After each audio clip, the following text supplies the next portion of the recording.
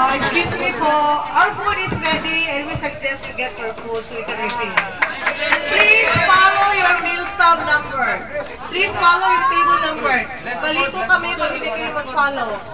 You have your meal stub. Please follow the table number of your meal stub. Number 7 man ganaling ko kanang number 7 ita. Ikaw sa numero? Bless, O Lord, this food which you are about to partake, and most especially bless us, associates with the company, and bless the company and the owners and the leaders. This we pray in Jesus' name. Amen. Father, Son, and Holy Spirit. Amen. Ito ta. Table. Dili tama. Apa ba? Ito. Wala na. Wala na lang ko